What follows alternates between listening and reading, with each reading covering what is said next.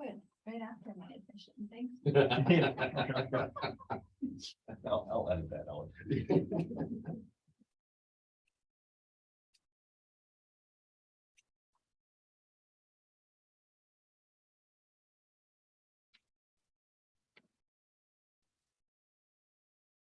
Fun happening for Habitat? Yeah, wow, look at that. That was an immediate yes. Yes, the county decided to award us $338,000 from their American Rescue Plan Act Nice. allocation. So we're gonna buy what amounts to a city block in St. Charles Oh, and build 10 to 12 units. Organized as 20 homes. we're in St. Charles. And you're going in on 14, and you pass the St. Borromeo Catholic Church. Yep. It's the big piece of land. Is it- And it's not developed yet, or it is developed? It's Okay. It's, Mitch Walsh had been developing some stuff behind a little bit. it's part of that same, Okay. yeah. Nice. And this one had been set up to be multi-commercial. But I think it makes sense if it's commercial because it doesn't have highway access and nobody was going to. So Hello, we're Crystal. gonna re- Hi, Nice. can you hear me? Sure can. See, some of Awesome. this town. I know, somebody would just find me a really sweet. Yeah, there's just not enough of it there. Yeah. We need density. I thought I would get a look out of this. Small increment. My ears, yeah, exactly. my ears. I could watch your ears like that. In small increments. Small. So I have a question, I know that we've talked about this a little bit. I assume spot zoning is something that is frowned upon, or, We have now, isn't it? Spot zoning is something that it's arbitrary, it's just how you're designating a specific area, but if there's backing in the comp plan for that specific zoning, that takes away a lot of the argument related to spot zoning. I just, I was having a discussion with someone this morning, it's like, they were talking about, how getting rid of the 30% rule and change things and this and that, and I'm like, I don't know that you need to get rid of the 30% rule, but like, especially around Illinois State, in my mind, there are some blocks that. Okay, we'll do, We're gonna be done at 5:30, and I think you guys will probably still be here. okay, Yeah, we'll figure it out. hold on. You know, for Okay. Board of Adjustments. And that's the sheet right in front of you. So we're gonna talk about that today, actually. Yeah. Good, because I just think that, I don't know how 30% will change anything. I really don't, because the only thing you do is buy a 3-bedroom house. Otherwise, you gotta go to the variance board, you gotta get a bunch of things to do anything else, and there's no setback, so you can't really do anything. I would agree now that it's not as big an issue, but when university enrollment was growing, I really like having neighbors that you can go say, hey, how was the weekend? Was everything, when it's a fully student housed block area, not only does it not look as nice, Oh, I but agree. a hell of a lot more stuff goes. That's why that's what the 30% was intended to keep Right. that people, that was a good thing. I rather, the people that are gonna buy a 3-bedroom house right now would pay more for it than I would as a landlord.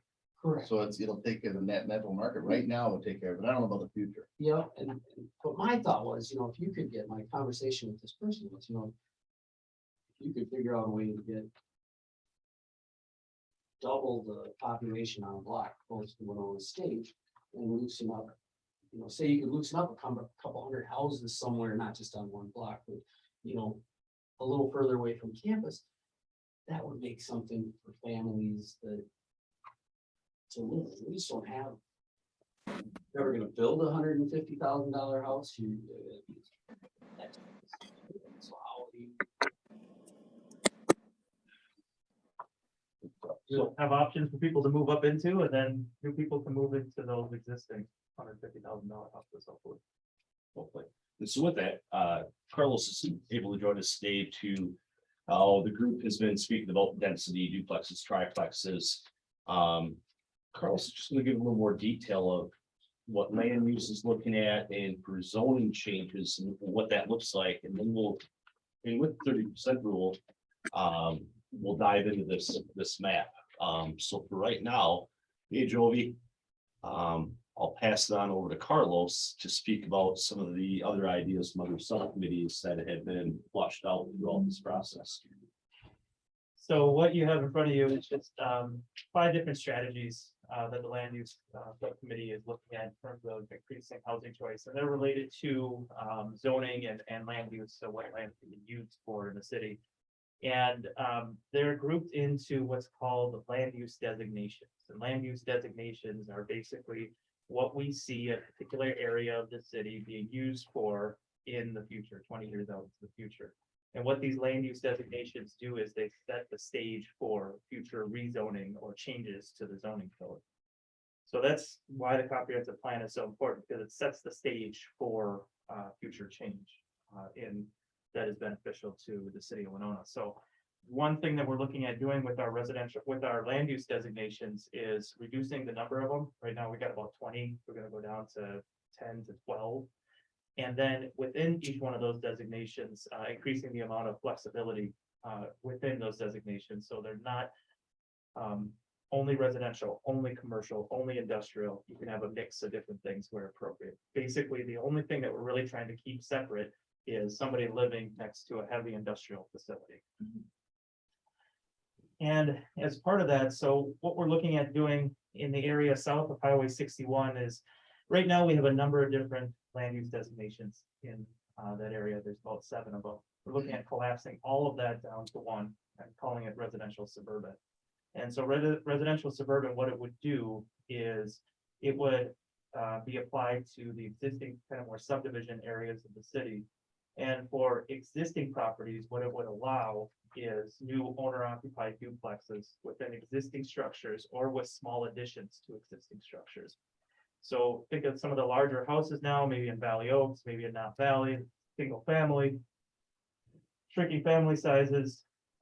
With this new designation, what somebody could do is add in a second unit. You could have a duplex in some of those larger houses, but it would have to be owner-occupied. So that would be the way of introducing some change into the neighborhood, some more flexibility, but still maintaining the overall single family character. Now, would that change more into the future? Would it become, would those neighborhoods be amenable to, more density or more different styles of units potentially? But that's when we can redo the comp plan and change those things. But the whole idea is, like you said, incremental change and opening up housing choice. So what that would do is allow a second unit in an existing house. Right now, you can almost do that. You can put rooming units in any house in the city of Winona. You can put 2 rooming units in, certified for 1 person. But the rooming units can't have a full kitchen. So what it comes down to is you can't have 2 stoves in the house. So what this would allow is in some of the larger houses south of 61, you can put a second stove in and have that entirely separate unit. Right now, duplexes are already permitted with standards. Those 2 standards are you have to be on a busy street, so arterial or principal collector corridor, and you have to be on a corner lot, which works okay for some lots in town, but once you get into the suburban areas, there's not a lot of opportunities. You're not meeting those standards, and you have to go talk to Chris and the Board of Adjustment to get a variance in order to do it. So what we're looking at through this designation, it would make it permitted as of right. So you don't have to ask for a special exception to put a duplex in. As long as it's owner occupied, you're doing it within an existing house or with a small addition. And is that going to be just in the suburban areas or in any area? So we'll get to the other areas next, but essentially, yes. But the owner occupancy classification is for a duplex is unique to the residential suburban designation. So any area south of 61, just because of the character of the areas as it currently exists. And something to note too, that's how we would work with existing residential subdivisions. For new residential subdivisions, we want to see a mix of different housing types. So similar to Knott Valley, Valley Oaks, where you have townhomes, single family homes, twin homes. In Knott Valley, you have multifamily housing, you have non-residential uses such as the church that's there, you have the townhomes that's there. we want to see that housing mix, which, I think you guys have definitely been talking about. So if there's like small subdivision. Yep. Then it would automatically, you wouldn't have to get variance for a duplex, you're building a brand new duplex for somebody. Yep. But they, and then sold it as owner occupied duplex. Exactly. So then, the next classification is traditional neighborhood.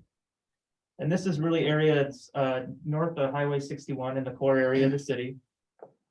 And so what we'd seek to do through this land use designation is allow owner occupied triplexes or straight duplexes on any standard 50 by 140 city lot. So the standard city lot is 7,000 square feet.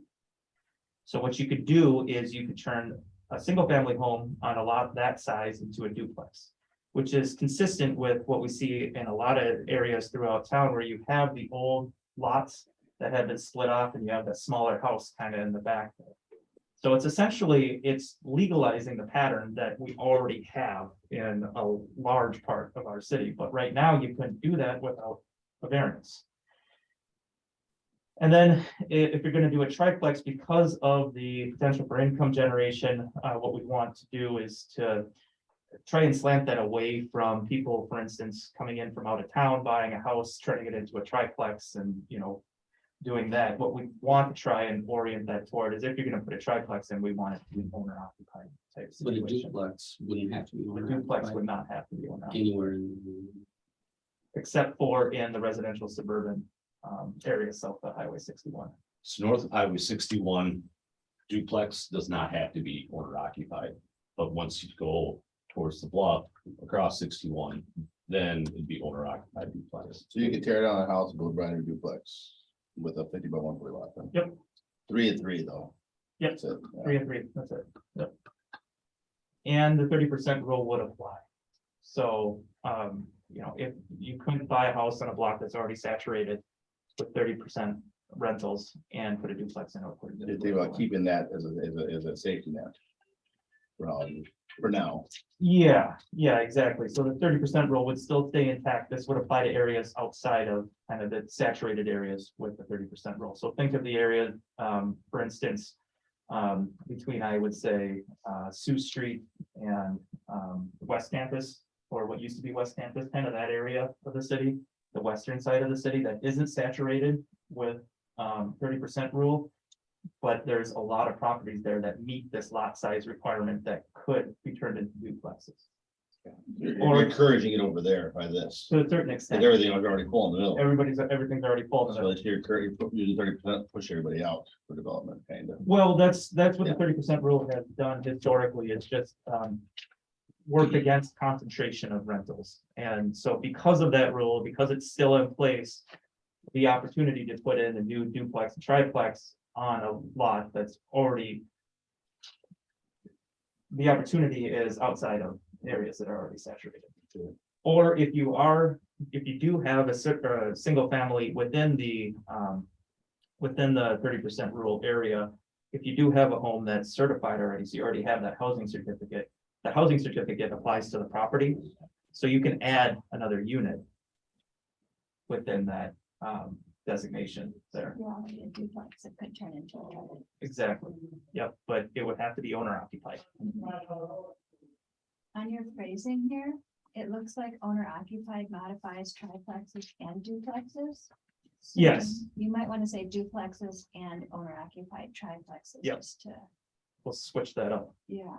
Thank you. Yeah, because even myself, as I was going through this, I was like, wait a minute, that's not right. And so what we would also do is look up to allowing a duplex on anything smaller than 50 by 140. So if you have a 5,000 square foot lot, you could potentially do up to a duplex on that. We have to take a look at the specific lot size requirements, and it's going to get down to that when we get to the details. But essentially, what we're looking to do is to allow duplexes and triplexes in a wider area of the city than what is currently permitted. So right now, a duplex requires 8,000 square feet of lot area, while our typical lot size is 7,000 square feet. So that's why you're not seeing new duplexes come up in the city here, is because our code doesn't allow them unless you get a variance. So are you gonna start looking at curb cuts then? More, I mean, looking a little lenient at curb cuts, because if one doesn't have one, it's an alley. Yep. You can't have a curb cut with an alley access currently, then, so they Yep. gotta complete the board adjustment anyway, so that's kind of an important. That's a good point. So right now, one of the offshoots of the 30% rule is a limitation on curb cuts to help preserve the amount of on-street parking, which is a primary concern surrounding the university. But once you get outside of the university, you got plenty of curb for parking. So could that be relaxed? I think so, definitely. And that would be another thing. You're gonna go for families more than students, you're gonna wanna try to implement like a driveway for each of them, their own little space on the property that's theirs, not shared. Yep. You know, so. you know, Definitely. So, yeah, essentially, that's what I would be looking at doing in the core area of the city.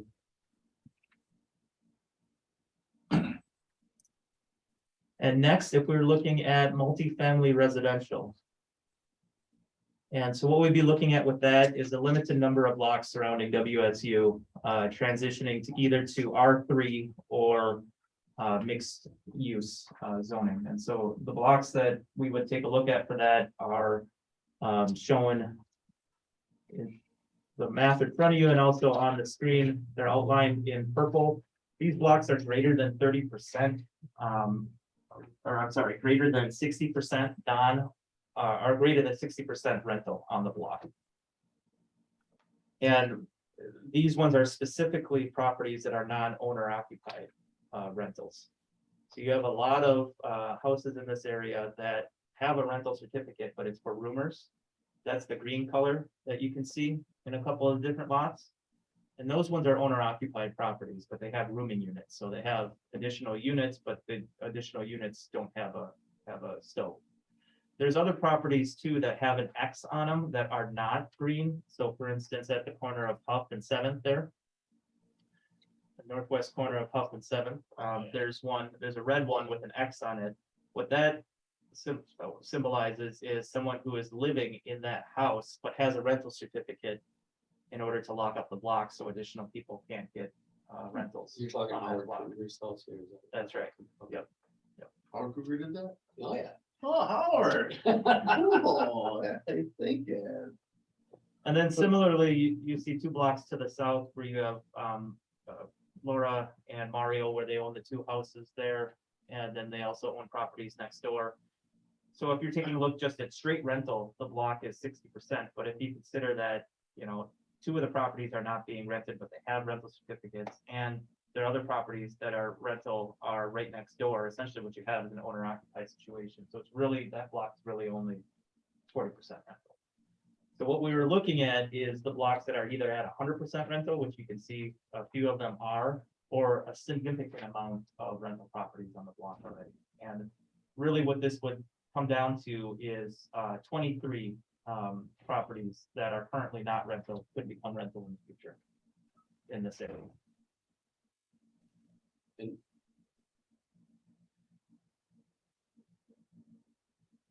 With the idea being that the character of this area has already changed so much that if we're going to have additional density and additional students in an area, it makes sense to apply that density closest to the university. You're filling up where it's already full.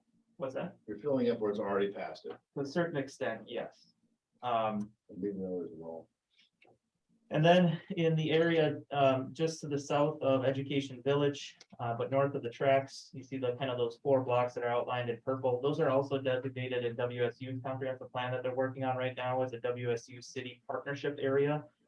And basically what they're getting at is they see increased student housing in that area, but not being provided by the university. And are there instances, or is there something where they can create uses that are complementary to students as well as the city? So like live work scenarios, places where students can intern, places that, you know, essentially benefit students, but also provide housing as well. So a mix of different uses.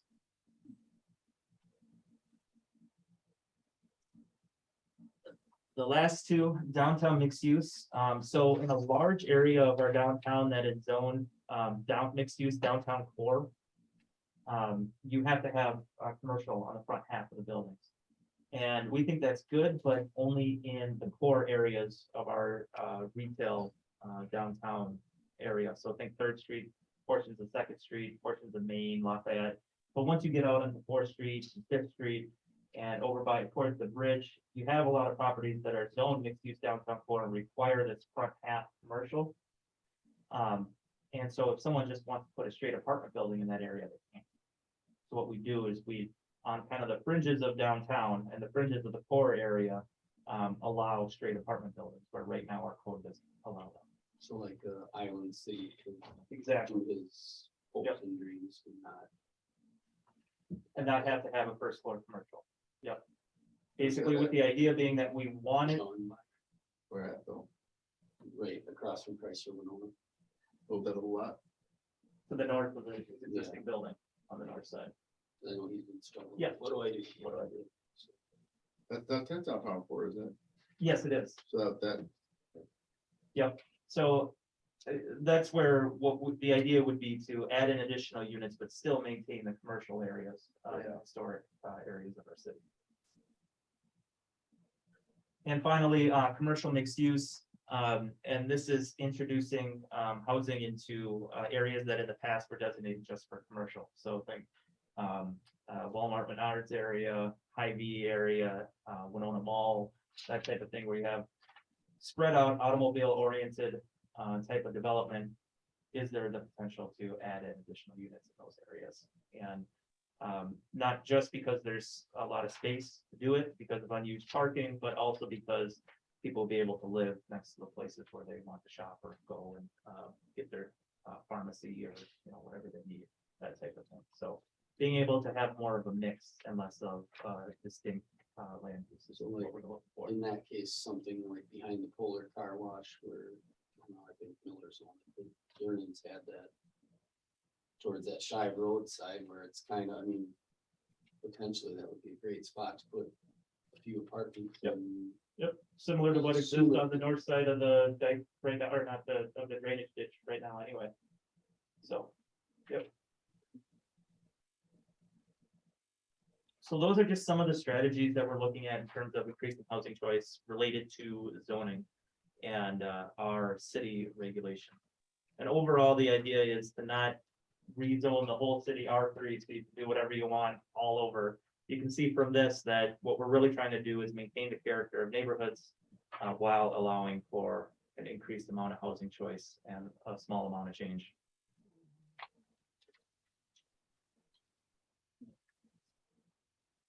Jovi, do you have any questions still? Well, Carlos, come over. I do. I'm curious about parking requirements for some of and maybe you went over it and I just missed it, but like parking requirements for this suburban proposal of owner occupied or duplexes that are not owner occupied, triplexes, things like that. Is that still going to be a inhibitor potentially?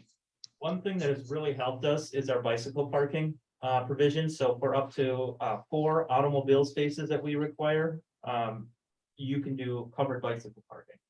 So say you're going to go from a single family to a duplex, we require 2 additional vehicular spaces. Well, say you don't have enough room to do that on your lot, you can put 2 covered bike racks in on your lot, and that'll take care of the parking requirement. And that requirement is an off, like 2 off street. Off street, yep, yeah, exactly. So what you could do, for instance, is if you wanted to add another dwelling unit into your house, you didn't have enough room, you could put a lean-to to your garage and secure 2 bike racks into the ground and satisfy the parking requirement that way. So just curious, what would be, is it a certain like designated square footage that's considered an off-site parking space? I just think of like my own driveway that's long and narrow, and yes, you could park a car in the garage and a park at the end of the driveway. Is that considered to off-street parking? So right now, we do not allow stacked parking. But Okay. In the future, so parking one car behind another car, but I think that in the future, if you have an owner occupied living situation where you have an owner at the house, then relax that and work with that a little bit and allow that stacked parking, for instance, for like a duplex or for a triplex where an owner is living there. That way you have the designated coordinator of who has to move their cars and who gets to park where. So, Sure. Okay. I had a quick question. There was a conversation that happened that was hard for me to hear about curb cuts. Can you summarize that for me? yeah, sure. So right now, in the core area of the city, you can only have one curb cut. And if you have one curb cut, then you can't have alley access. So if you have alley access, you're not allowed any other additional curb cuts. So curb cut to access a driveway on a piece of your property. If you don't have alley access, you only get that one curb cut. But if we're allowing duplexes and triplexes on lots, a lot of times what you're gonna have is additional driveways and the need for additional curb cuts. The reason that limitation on curb cuts came into place is because we were trying to preserve the amount of on-street parking, especially surrounding the university. But once you get away, at least, beyond 2 to 3 blocks from the university, the amount of curb cuts and the amount of on-street parking, there's plenty of curb space for people to park. So taking a look at relaxing that requirement, maybe in areas outside of the core area surrounding WSU. Okay, so then people who have alley access would be able to get an additional curb cut. Is that kind of Exactly, outside of that one area of concern? you got it. Cool, thank you.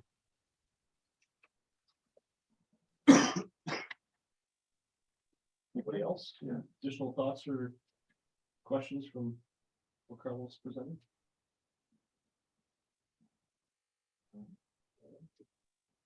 Thanks, everyone. That's all I have.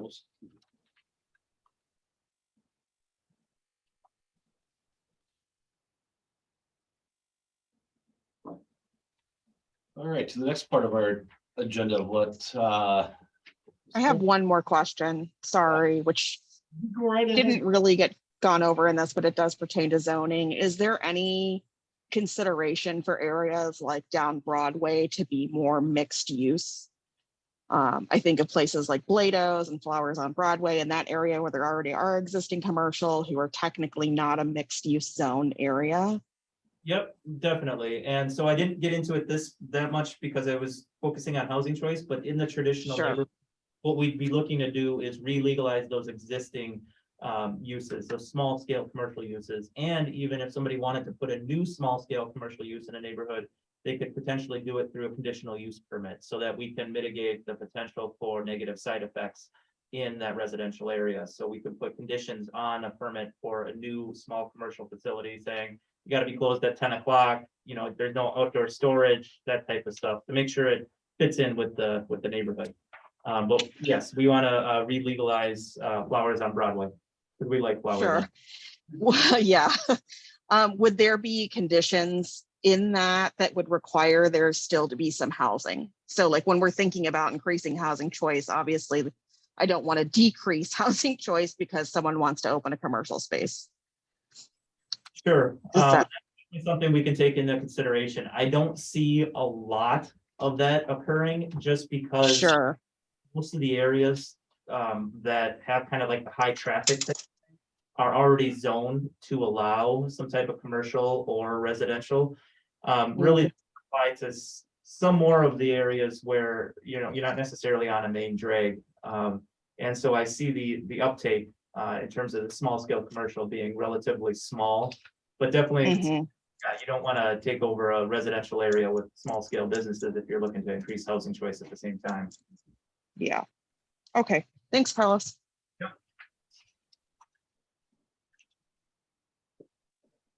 Yes. I was, on that note, I was thinking about, when you're talking about getting conditional use permit, like say it's a little restaurant, a little something wants to be in a neighborhood. Is there a way you just define something that could be there? Yes. Because what happens is that people have an idea and then that they want to do something, but then it's such hard, you don't know, you gotta get the permit and do all the things, jump through all the hoops, and it's like, never mind. Yep. So instead of, saying with the conditional use permit, I keep thinking of permitted by right is kind of what you're getting at. Yeah, that little Thailand over there, that little place in that little Yeah, building. Chong's Noodle Kitchen. Yeah, right there, man, that place was good, and everybody went there, it's right in the middle of the neighborhood, and Yeah. you know, something like that doesn't hurt residential at all. No. It helps, so maybe kind of target what people would want in their neighborhood and put it so it's a permitted use. Yep. Instead of having a conditional use to make it more friendly. Well, we used to have grocery stores. Yeah. You know, we just got back from a little place in Mexico and I was trying to explain to my kids that, you know, all the little grocery stores that are everywhere, that's how Winona used to be, you know, and it just eventually diminished. And a lot of bigger towns are like, Portland's like that, you'd be walking in packed cars and this little restaurant and thing, this and that. I don't know what ever happened here, but something, a little Thailand, everybody went to it. That was good. I just want to avoid the situation that we get, like, every once in a while, Poots decides to do karaoke outside on a Sunday night, you know, that type of thing. Those you could know? be in there, though, that could be in there. Yeah, exactly. Who's that, who's, really like that, they live. I like there. food. All right, Who's that? get a pizza, exactly. So, definitely. Thanks, Chris. And I agree, you know, to the extent that we can make things that make sense just permitted, you know, gotta worry about Yeah. traditional use permits and. To encourage it and be like, oh, you can do that there, oh, I got an idea, you know, move forward. Brings vibrancy to neighborhoods. Kind of a little different question, but quad 2.0 is green on this map. Yes, How is that zoned? Is that? that is B1 zoning. That's the only reason it can be there. Because it is zoned for commercial. It's commercial zoning right now. Okay, so if somebody wants to ever change that into.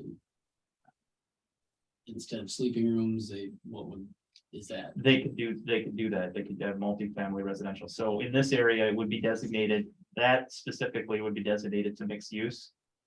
And what we'd allow is conversion to apartments.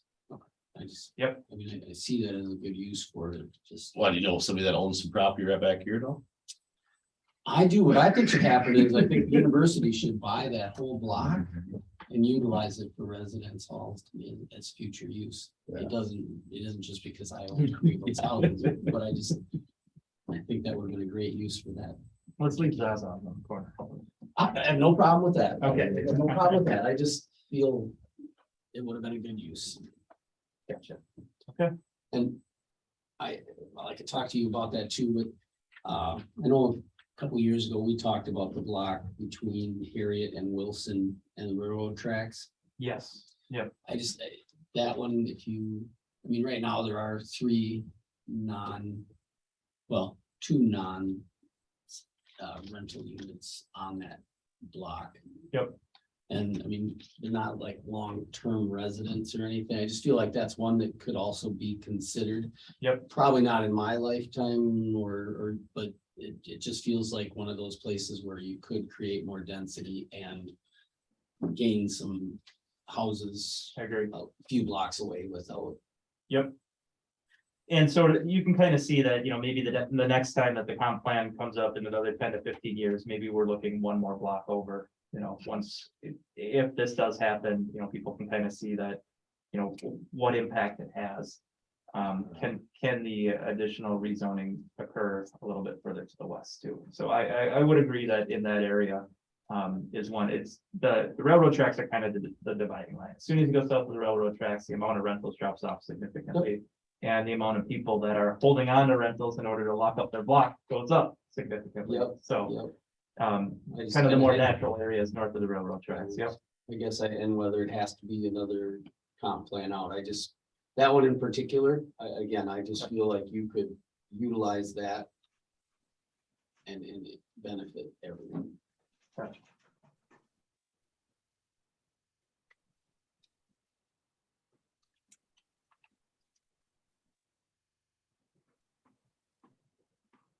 All right. yeah. All right, perfect. Thanks, Carlos. Yep.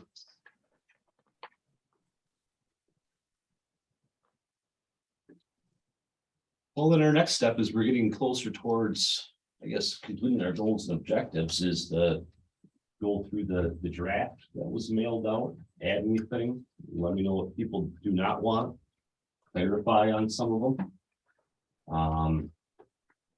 And I'm open up to suggestions of how the subcommittee would like to go about it. If we just if you want me to go one by one, or as a group, we just absorb them, and as a question would come up, we can have a discussion, so then we're all on the same page.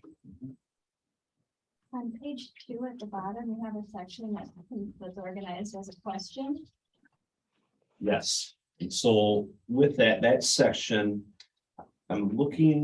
what I'm trying to do with that narrative is make the connection of housing as a driver to economic development. And that's something that if anybody within the subcommittee has any thoughts in language to use, other than that, that's something that on a staff level that I've been trying to work on of getting that plugged in, because with the comp plan, there'll be a narrative of Winona, the housing needs, and, you know, a nice brief story, and, you know, telling the importance of housing. So that's where that would go. And then from there, we begin to our goals of preservation of housing, and then what our objectives are from there. So that would be part of that narrative that I'm attempting to put together. Yeah, I thought it was really important. And even if the subcommittee's not able to, that's part of the role and the duty of the consultants is to expand upon that and make the words prettier. Well, I could give you a little paragraph if you wanted me to. If you're, yep, and that's kind of overall what I'm at a staff level, what I'm kind of looking for is, you know, to beat this draft up. If there's things that are missing, to get it in there. If there's things that need further explanation. If there's items that as a subcommittee, we do not want in there. You know, for example, when I think in the previous draft, maybe I had something there about not allowing for duplexes in our traditional single family neighborhoods like south of 61. And it seemed like as enough people within the subcommittee were not fans of that idea, so that's struck. So that's all I'm going about it, kind of a workshop and beat it up and let's get all our final thoughts. And you know, some might get dwindled down where, you know, when I look at page 5, even though some are struck through some of the points because of just repetition. I mean, page 5 and the top of page 6, there's 21 points right there of the rural housing choice Winona, particularly the core. So I mean, some of those might get dwindled down. Some we just, hey, they're all important, so leave them.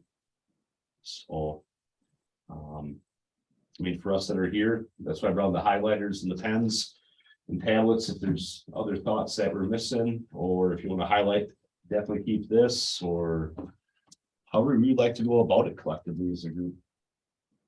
I have a comment or question on the bottom of page 2, right before your expanded thought.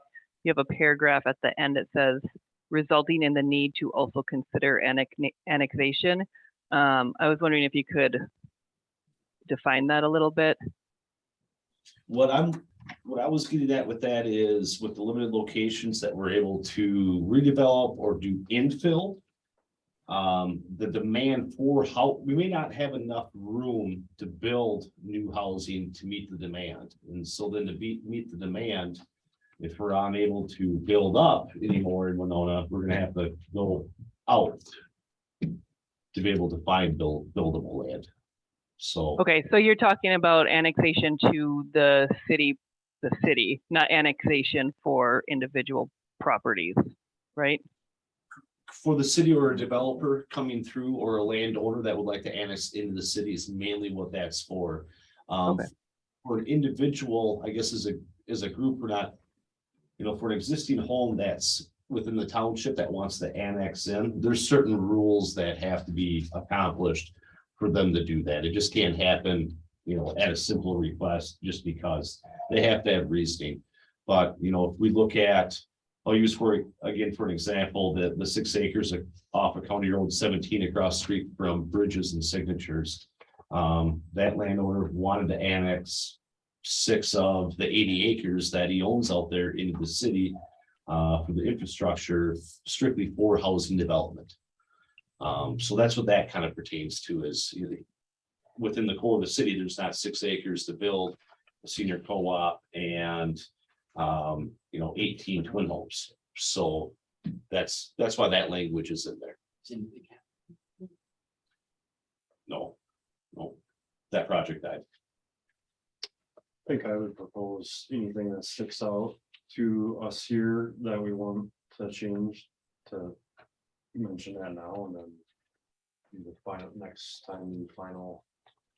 Then we have a little bit of time to read it between now and next time do any final changes and.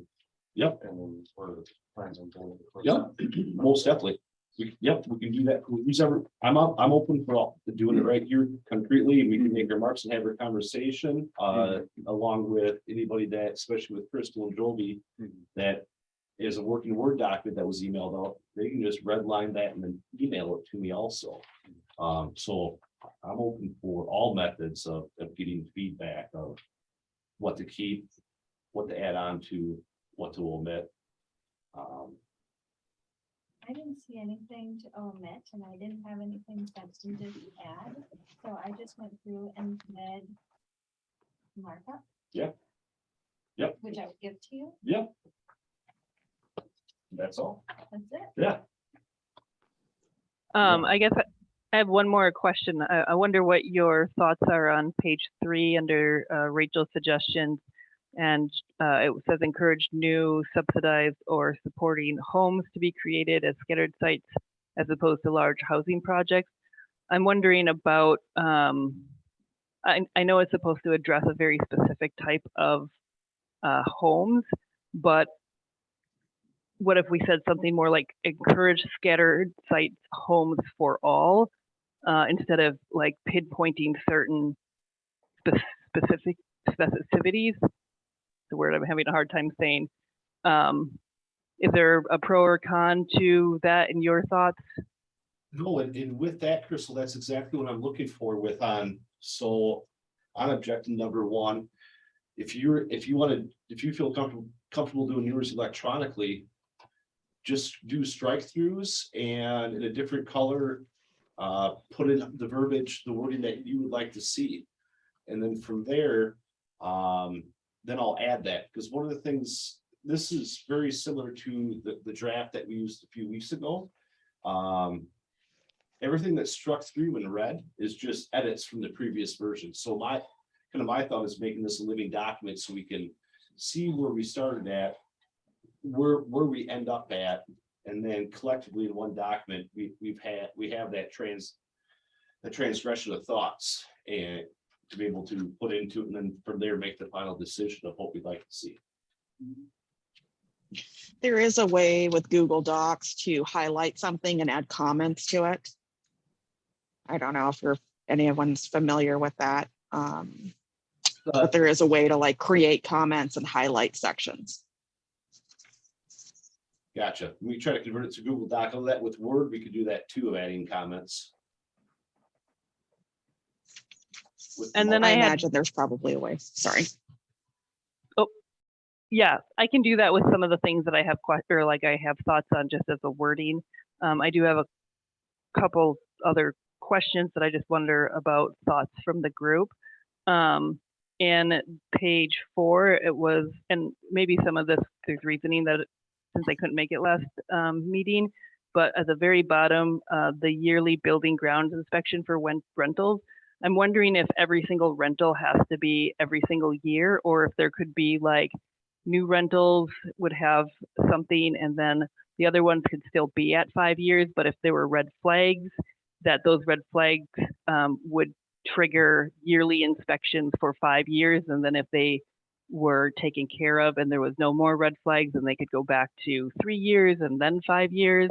It seems like every single rental being inspected every single year seems like a huge undertaking, and I understand the need for it for sure. But I'm wondering if there is, kind of an incentive for meeting those goals for a landlord. Talk about that? I don't remember that. Yeah, I don't remember that. That was a suggestion brought by the member of the subcommittee. Bad idea. Well, that's part of it's a lot for, I'll say it from the get-go, it's a lot for, there are some communities that Staff. Staff is a large thing, and then every year, for the fee schedule, that would have to be adjusted, I think, because, that's just makes the cost to operate the facility more expensive, which then does get incurred by the tenant. With the idea of, if you will, for red flag properties, there's already, for right now, there's policy or draft ordinance being brought forth in regards to red flag properties, whereas if they get 3 of them annually, for example, they lose their certification. I don't know if there's a certain time period they lose it for, but there are consequences for it. Already? Yeah. There's draft policy proposed. Because like, those of us who complain about our neighbors multiple times a year never see consequences. And I had been told that that rule was already in effect. And so, Well, there's the nuisance side of things, and those complaints are all anonymous, and I think staff's really good at documenting all those calls that come in. It might be a specific situation that maybe your neighbor's situation's not being taken care of, but to my knowledge, and Carlos, correct me if you can feel differently, that the inspection department does a fairly good job on following up on all property complaints. But if there's things, I'll use an example, there's a problem. A house on the east side of town that just looks really like they have a lot of garbage in the front. And the passerby would say, yeah, there's a lot of garbage, and we get called in for this particular property a lot. But when we go there, it's a kid's bike that's missing a tire, but it's a kid's toy, not junk. It could be a trike. Definition. The definition. Yeah. It's on these. So that, you gotta be careful with that wording there, because well, if somebody has 3 strikes, right, and then lose certificate, those people have leases, legal rights to that property. You can't just say, oh, we're gonna take it away for a month. Well, these strikes Because are, you can't do that if people have legal, they have precedent over everything legally. You can't, and if you try to kick them out, in city, they can't. and that's where it's still in the draft process. I mean, That's a, Yeah. that's a really slippery slope when you're starting to say, well, using that as a tool, because then you're just hurting people. Right. You're not hurting the landlord. well, I mean, Like it's a the water same bill. thing, but there's already something on the books I believe right now for like say loud parties, stuff like That's a that. fine though. Well, you can lose your certificate. So, but then, so how does that work though? And it's never been enforced, especially the ones that don't pay a water bill. Too, how is that enforced? Because what if somebody just jumped away? You said you can't just get people out. There you go, procuring, you got to rules. And I couldn't tell you that. That's where, It gets tricky like that. yeah, that's where the attorneys are looking into it. And And even if you lose your register, I still get rent and I collect it from them. You can buy, you have to buy, there's gonna be a simple mechanism where you guys are actually, people are out there, you can get fines and threaten all you want. We gotta get people out there. Somebody from staff out there just taking care of it, instead of threatening this, threatening that, because there's people with that homes there. I'm gonna interject. That was my idea for the yearly rentals, and I was already thinking of striking that from the sort of yearly inspections. Okay. Because I think it's unnecessary. Well, I mean, But I do like the idea of if you're egregious, violations during the 5-year inspection that. A probation or something like that. Yeah. You're on probation for every year. Not to lose Yeah. your rental certificate. Yes. What were you, I guess, what was You're your? on the naughty list. Well, Right, what secret, that's probation specific too. situation where Something with like that annual, were you interior situation? Just health and safety. Yeah. oh, we had somebody talking to us about a habitat house, and a guest of theirs had broken their leg falling through a stair tread when they were going upstairs. I had another person talking about bricks falling off the house where their children played and were, worried about falling hazards. I have people whose house ices on the inside because the heating is so insufficient. So there's some really dangerous and unlivable rental housing situations. So, And I'm gonna, that was my thought too. I've done work in rentals where you can see that this is not, it's not safe. So that was a thought behind it, but I don't necessarily want a large expansion of city. So like on that one, I had. But so I think that played. have you ever been on an inspection with one of the guys to rentals? would love to. You should, because they address that, especially Chad, they address that pretty heavy. If you don't have things, the heat, the ventilation, if you don't address it, they're pretty on it. And nowadays, our renters, correct me if I'm wrong, they'll threaten to call the city. They'll call the city and say, I'm gonna call the city. They're city gun ho happy. And the city, and those guys will come and look at things and they will check it out and they will make you fix it. I have had a lot of fix it tickets, I call them. Sure. They do a better job. You should go on, if you could, I don't know if you could, go on one and see what they're checking. They're checking the exterior, holes, a hole in the ceiling, I mean, mold in the bathroom, you gotta clean it up, you know, so they are, to their defense. They do a pretty good job. That's why I wonder, Mhm. where's the disconnect Mhm. between, we work with inspections all the time because they inspect the things that we build. So I know them to be thorough, Yeah. confident, and energetic around following the letter of code. But then in the application process, the things that tenants tell us and the things we see on our site visits are really at odds with those standards. So I think the disconnect, and I've been seeing this for a long time, is some people are afraid to tell, because they're afraid to get kicked out. They don't really have rights. Right. And so that's not the landlord's fault that they're not being pushed because the people are complaining. I've seen that before, but the people have rights. They call the city and have to get things fixed. You can't just evict somebody for that. Maybe they need to be educated on that a little bit. But it's. maybe There's a not- lot of barriers for people to report to the cities. I do agree that some people do have that empowerment when they see something that might be unsafe, but there's a lot of barriers that cause people not to report unsafe conditions. And it could be a whole host of things for underserved communities, to language barriers, to economic fear of retaliation, fear of violence. I mean, there's many reasons why people choose not to interact with government agencies for lots of reasons. A lot of people have really restricted work schedules. So if somebody is working 10-hour days and they have their little 15-minute breaks, then it's hard to get in there during business hours. It's I would guess a pretty small percentage of Very. property owners that aren't. I was just proposing a straight ban. I heard from somebody somewhere else that Straight made ban. think about apartments. Been there for Normally 20 or I 30 would years. And How when would she you was work thinking, it? we're getting blanks, how much should I go? Why didn't you just tell me? You didn't tell Lady Nick that.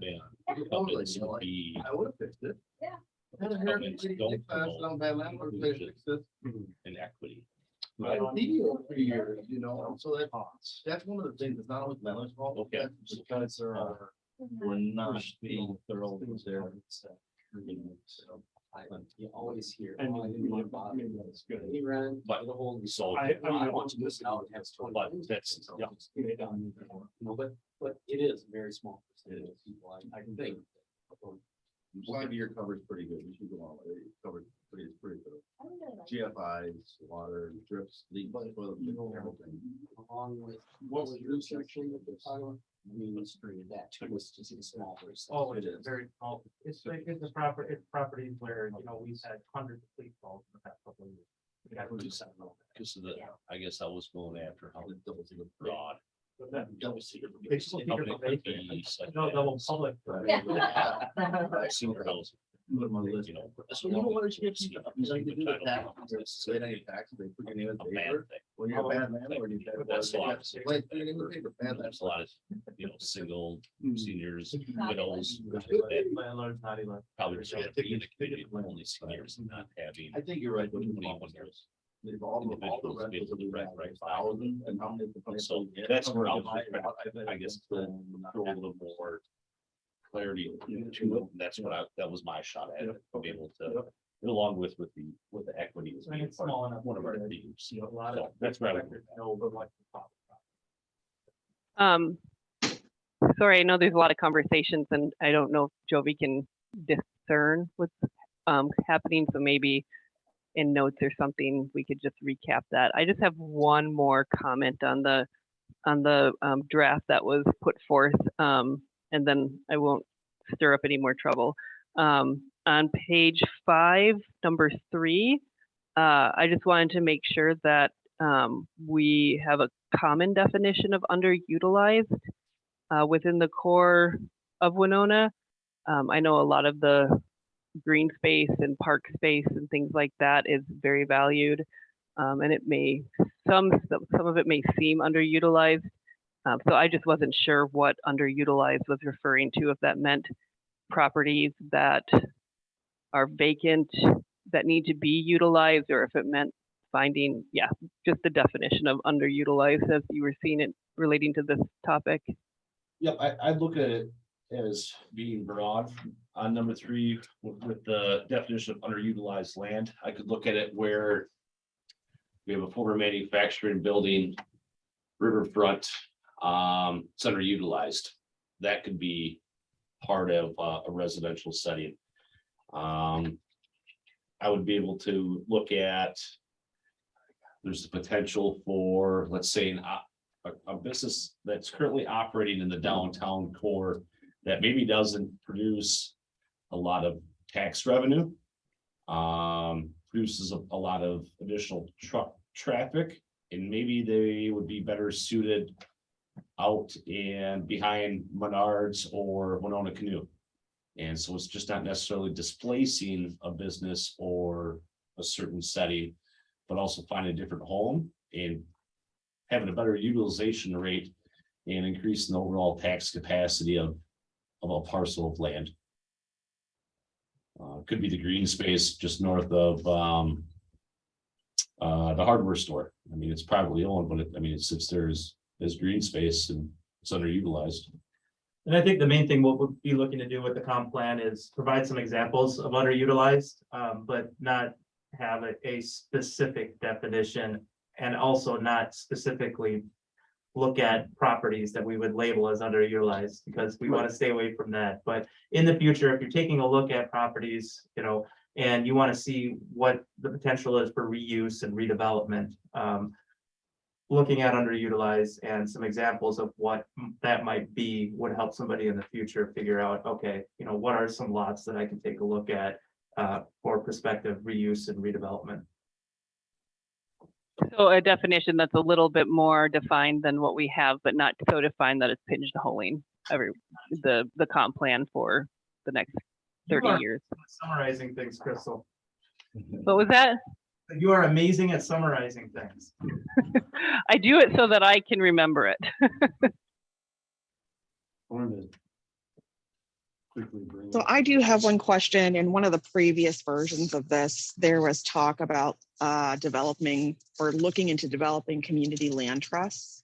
And I don't see this anywhere in this at all.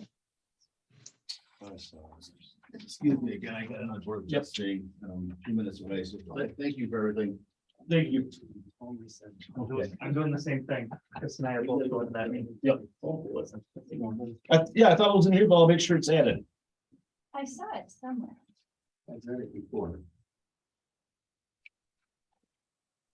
Yeah, I looked through a couple times, and unless if I'm just missing it, but I don't know that it's there, and maybe something surrounding that would be expanding on that, like what that could look like, whether it's other, partnerships. And I know Amanda and I have talked about this previously, partnerships with Habitat, partnerships with organizations to help spearhead this, so it doesn't just fall into the city to do the work of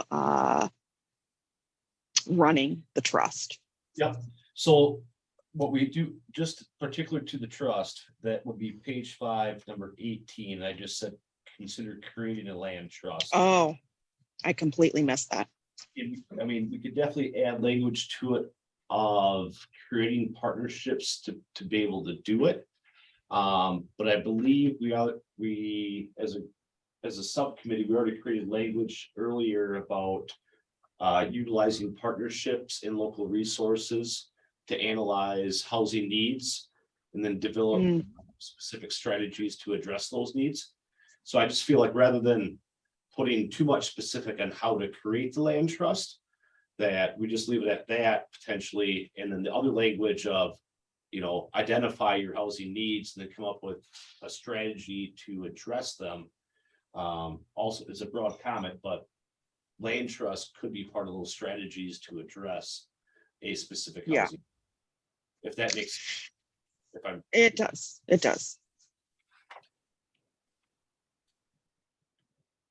I wanted to talk quickly about housing was crossed out and homes was put in most places. And I would just be concerned with homes being interpreted as single family homes.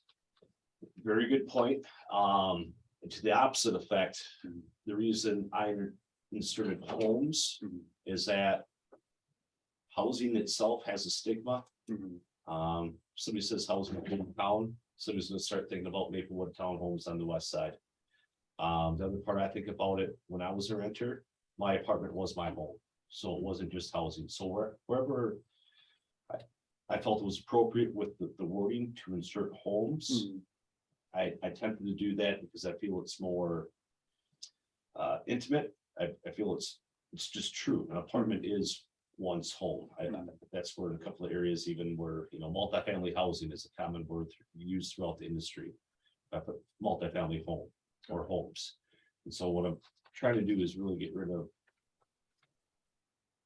the separation of single family and owner occupied relative to apartment style or multifamily. Because overall, we're talking about homes for people to live in is my thought process on that. I really Yeah, like. it's a more person-centered, it's a more person-centered terminology. Didn't mean to cut you off there, Amanda. Say the same thing. I thought it had a humanizing effect to take away some of that institutional language. I'll just give an example on one of my suggestions, page number 4. Number 2, refocus the Port Authority develop and promote residential, owner occupied and rental homes. I wasn't just talking about a rental house, like it could be housing, like a rental, I'm not sure, apartment building. Right. Also. So I just on that one make sure that it's not interpreted as single units. Oh, You that's know what what I'm saying? I do. I understand completely where you're coming from with that. I just wanted to add rather just develop and promote residential. I want to give it a definition because it's probably from my perspective being so, I guess, blinders on and being so close to the Port Authority. We really don't get in the rental. Anything that we've done is single family homes, owner occupied. So that's where I want to expand from what the port has historically done, which is only single family homes or owner occupied. So that's where with the rental to put that in there.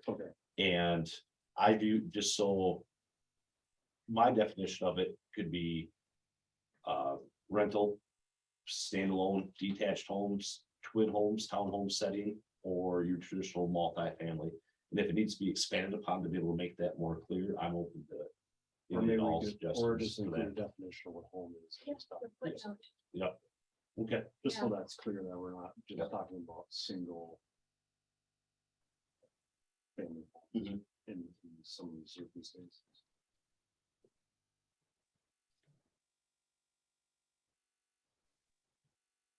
And then I had a question about homelessness.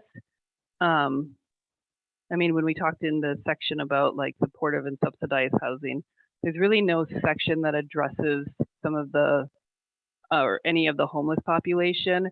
And we know that we have the warming center and the day center, and both of those are going to have ongoing funding. So I don't know with Carlos's land use or if there is any thought about how that fits in to a comprehensive plan, because it seems like something that's going, I mean, it's a population that probably will be here for the next 20, 30 years until 2045. So it's something to consider. Could you throw that back at? Yeah, I don't have any good suggestions about wording, but it just, when we think about, our housing in our neighborhoods, there is a homeless population that we have within Winona, and that homeless population will likely be here until 2045. So wondering, I mean, I don't know how the day center and warming center are zoned or what, they have to go towards for the Board of Adjustments. I don't know how that's all factored into what they're doing, but just kind of thinking about that is also part of our core downtown and our community. So, and like I said, I don't have any good suggestions on wording. It just popped out that we're not thinking about it when we're thinking of our comprehensive plan, and Maybe, I think we should. maybe on the theme of equity, the city goal could be to work with anybody coming forward with proposal for housing. Could be the city would be supportive of any new initiatives to provide housing for homeless or transitional housing. Could be a goal. Yeah. The city encourages, projects that are intended to reduce chronic homelessness or something like that. I don't know. Could find a HUD definition for something.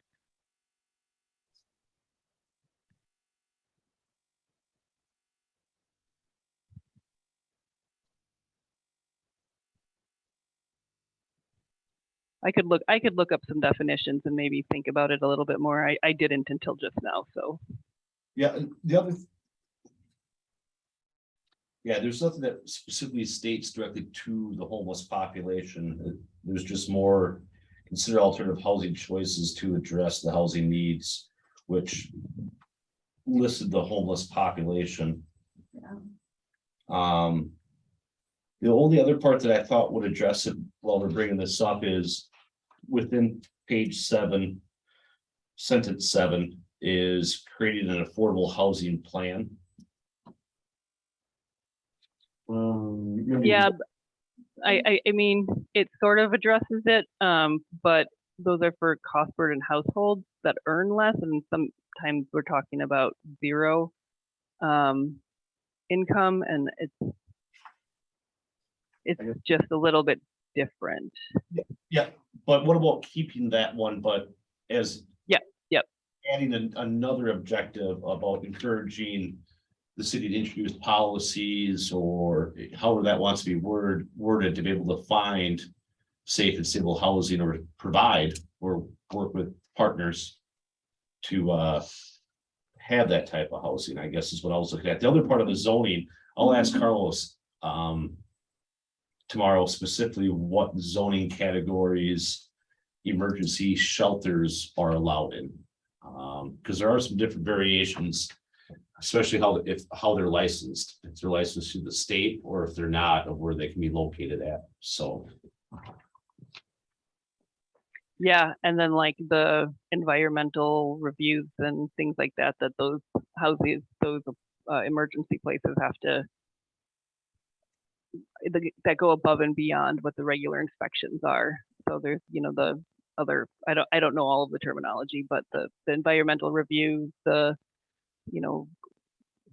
lead paint disclosures that, someplace like the Housing and Urban Development would want specifically if you were going to be utilizing a subsidized house. So, and maybe Amanda knows more about that, but yeah, partnering with agencies to ease the transition of homeless into stable housing.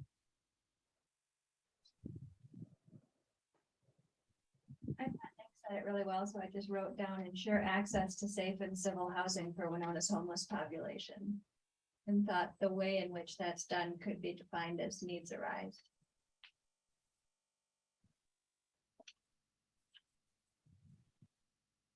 Yep, that sounds good.